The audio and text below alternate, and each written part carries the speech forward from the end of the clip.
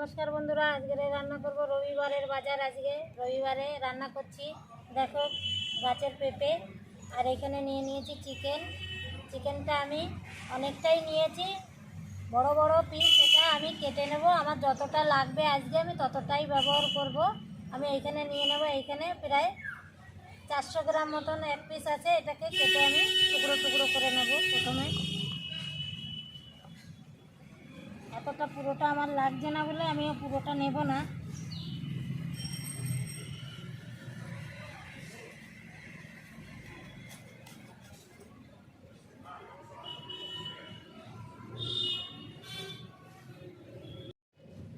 আমি যতটা লাগবে ততটা কেটে নিয়েছি। এই দেখো, এটা এবার আমি রেখে দেবো। এবার সঙ্গে আমি পেঁপেটা কেটে নেব। গরমের দিনে পেঁপে দিয়ে মাংসটা ভালোই লাগবে।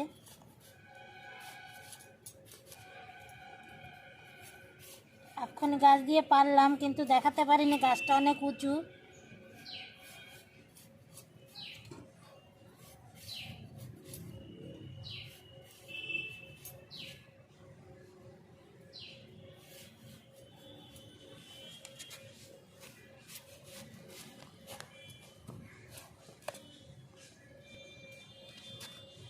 দানাটা বের করে নেব।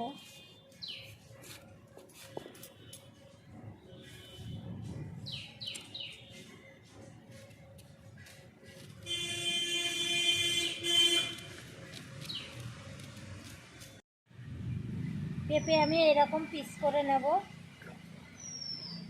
এই দেখো, আমি আজকে আলু দেব না। এই দেখো, বড় বড় পিস করেছি।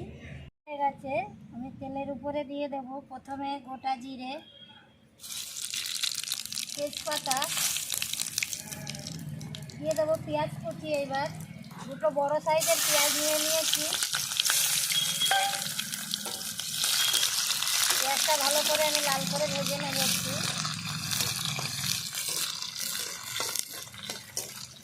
পেঁয়াজটা ভালো লাল হয়ে গেছে। এবার দিয়ে দেবো টমেটো কুচি, বড় বড় করে টমেটো কুচিয়ে নিয়েছি দুটো। বেটে নিয়ে আদা রসুন আর লঙ্কা আমি একসঙ্গে দিয়ে দিচ্ছি। সঙ্গে জিরেটাও বেটে নিয়েছি আজকে।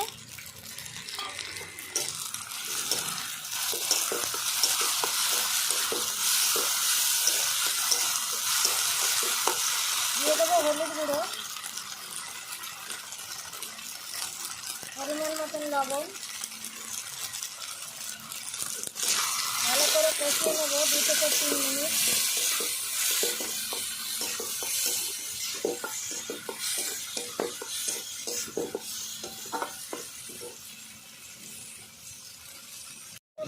লঙ্কার গুঁড়ো, মশলাটা যাতে না লেগে যায় হালকা করে একটু জল দিয়ে দেবো। এভাবে কষিয়ে নেব ভালো করে 2 থেকে 3 মিনিট। মশলাটা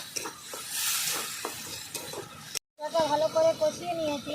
কেটে রাখা পেঁপেগুলো দিয়ে দেবো এক এক করে।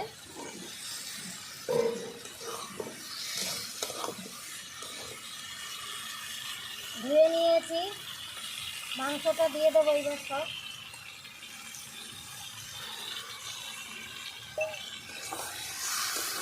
একই সঙ্গে আমি ভালো করে কষিয়ে নেব।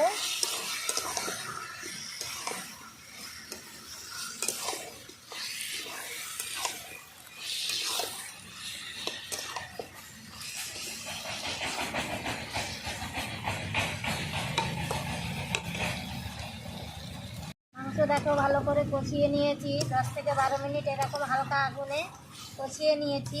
এবার দিয়ে দেবো হালকা হালকা উষুম উষুম গরম জল। আমি গরম জলটা করে রেখে দিয়েছিলাম আগে। একটু জলটা বেশি দিয়েছি যাতে পেঁপেটা সিদ্ধ হবে।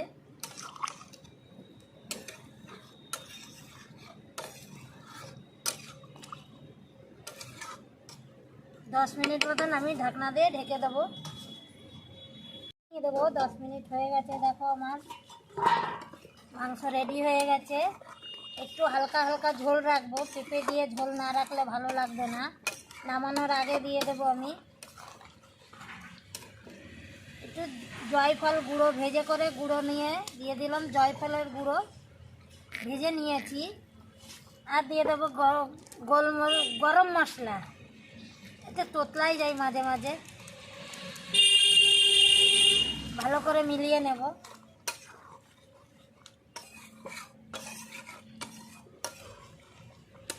নামিয়ে দেবো এইবার।